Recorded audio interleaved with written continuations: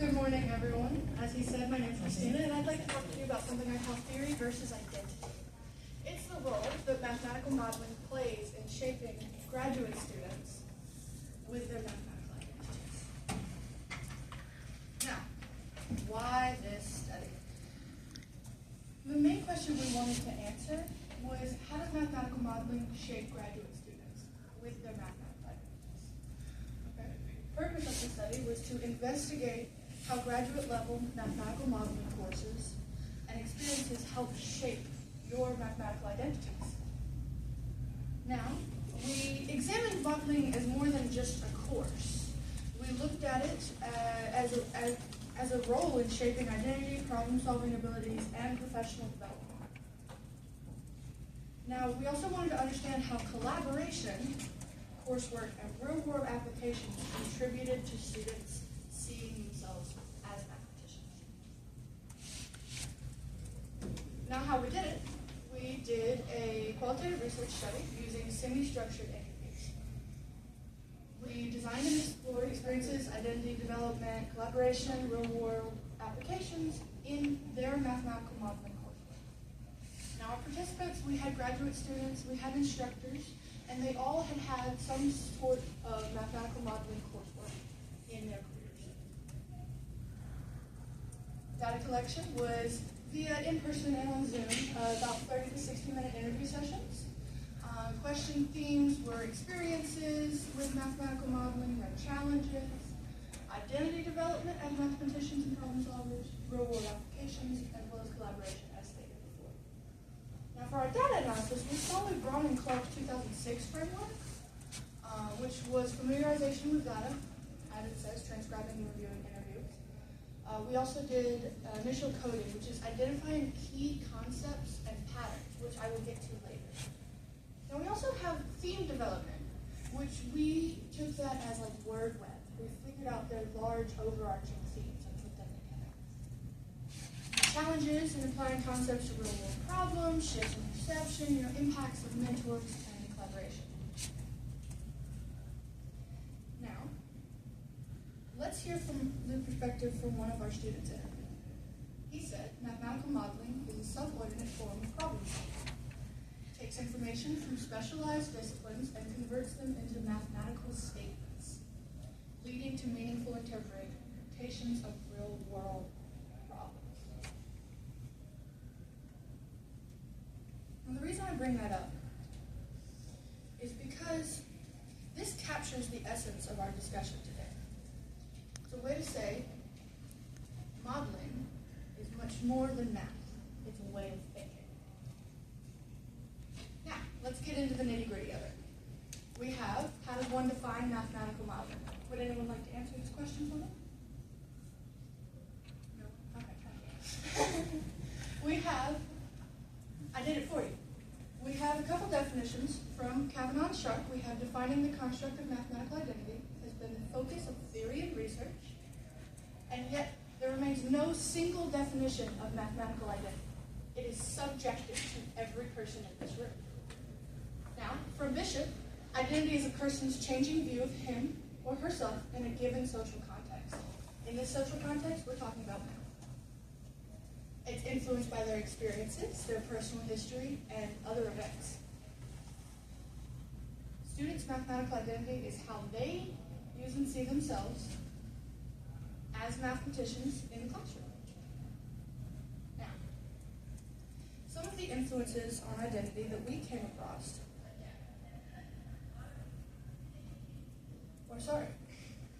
some of the influences of mathematical modeling that fit into identity, the influences on identity, were coursework and problem solving, collaboration and mentorship, application to real-world problems, seeing math as a creative and dynamic tool. One of our students said, before engaging in modeling, I saw mathematics as just calculations. Now I see it as a tool for solving real-world problems. That is my whole overarching theme, is that math can be used in real-world problems.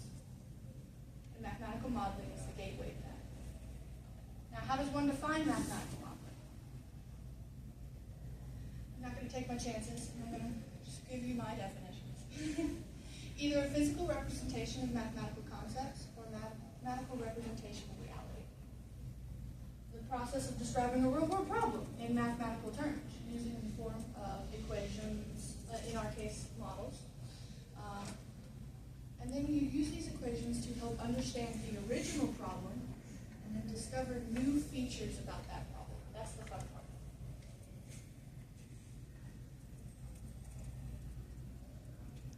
Examples of mathematical modeling in application. We have disease modeling, which is predictions of the spread of infections. We have population growth, estimations of urban planning, things like that. Financial models, physics-based modeling. In fact, one of our students did models with ovarian cancer. That was where his coursework led him. One of our students said mathematical modeling helps to see the creativity in mathematics. I used to think math was rigid, but now I see it as flexible. As a flexible tool to solve diverse problems. Now, I'm going to make some connections that we saw with our interview answers. Those were ownership and autonomy, very important, creativity and inquiry, and then problem-solving resilience. Now, going into those a little bit, ownership and autonomy is students taking control of their learning, which means you get to decide how you start your problem. And I'll get back to that in a second. Creativity and inquiry. Modeling encourages students to think beyond formulas. It makes them think outside of the box. Because we don't want to be trapped in that box the rest of our lives. No one does. Now, problem-solving resilience, it encourages trials, failures, restarting, building perseverance, all of those. With our graduate students, the things we saw most were that many students were not explicitly taught modeling until they got to graduate level courses. Instead, they encountered it through different equations, applied mathematics, and different interdisciplinary work, especially in the field of psychology. Now, one of the biggest struggles in balancing mathematical precision with practical applications, in other words, moving from theory to practice, as it says. That was the hardest part for them. Now remember that being the hardest part is moving from theory to practice. Traditional math education lacks problem-solving focus, so many students feel unprepared for real-world applications. This leads us into the challenges, that they're not prepared for these real-world applications. The traditional mathematics education lacks problem-solving focus. Many students struggle to apply mathematics. How many people have ever heard someone say, I'm just not a math person? Okay. Balancing precision with real-world applications is difficult to anyone, or at least to me. I'm not a math person. There, you heard me say it. Limited exposure to modeling in early education is the largest challenge. Because I didn't get any coursework before coming to my university. I had nothing. I had one student tell me, he compared his experience with mathematical modeling to start. He said the most challenging part was starting the problem and finding his way. Now he compared that to the dark room. That's why I have this black slide. I know you can't see it because there's light. But before he saw math as a series of disconnected rules, but modeling gave him tools to make sense of these real-world problems. It gave him the light in the dark. And that's where I lead into my successes with mathematics.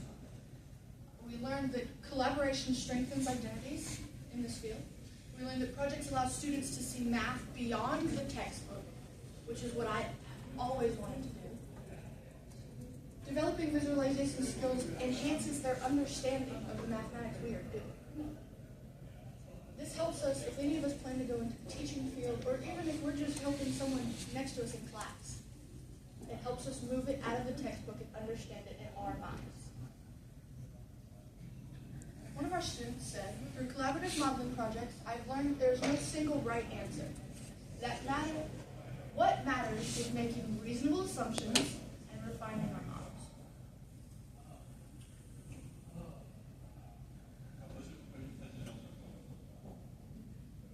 reasonable assumptions we make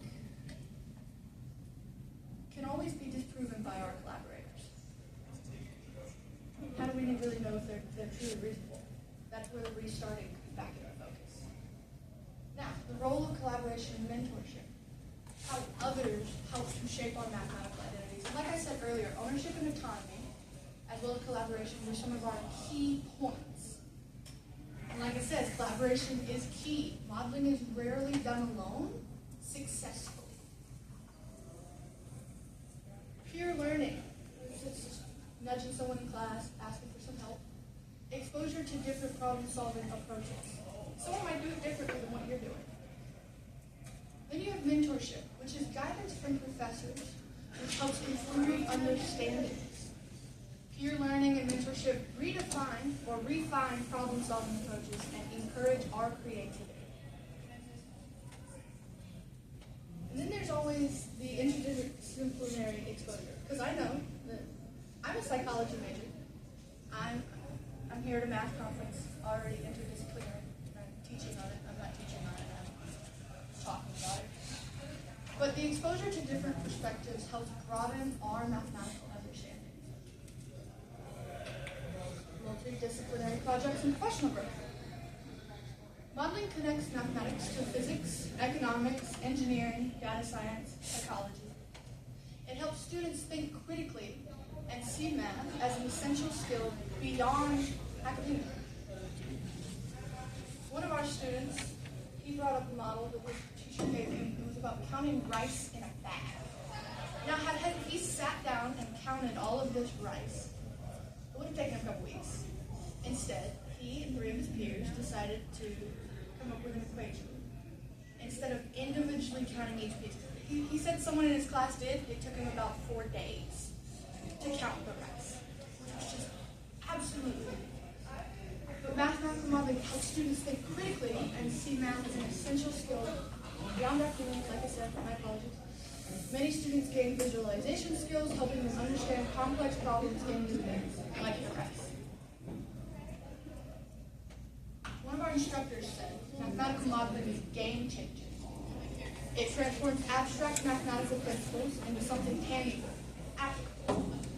We must integrate it more into education to help students develop their identities as mathematicians.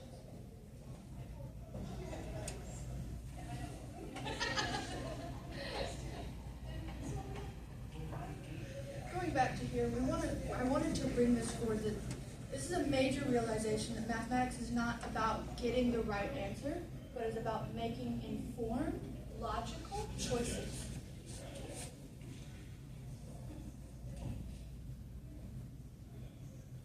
Now we move forward into addressing challenges with mathematical identity formation. We have the key issues and solutions. Lack of problem-solving focus in early education. Let's introduce modeling concepts to early schools. We have difficulty in bridging theoretical work, theory versus identity. Encourage more project-based learning. Students struggle to see themselves as mathematicians. Increase mentorship and real-world modeling experience. Mathematical modeling is not just a subject, it's a way of thinking that every student should be exposed to. Now this quote really got me, the first time I heard it from one of my interviewees, I was like, oh, that's something. It prepares us for careers beyond just academia. Now, my key takeaways. Mathematical modeling is more than a course. I think I've said that a couple times now. I hope you take that away. It's a way of shaping our mathematical identities. Engaging in real-world problem solving helps students see themselves as mathematicians. Collaboration, mentorship, and interdisciplinary exposure strengthens students' competence and confidence. Now that's key when thinking outside the box, is having the confidence in your ability to leave the box.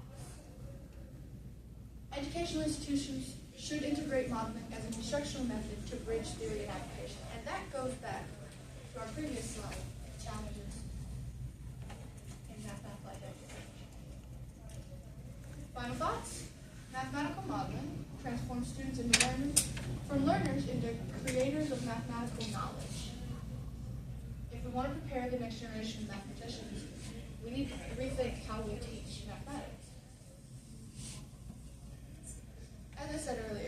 was that light in the dark room. Now, if mathematical modeling is a light, then mathematical identity is the ability to walk through with confidence. By integrating modeling into coursework, we help students see themselves as mathematicians, not just learners of math. And that's the importance. Thank you very much.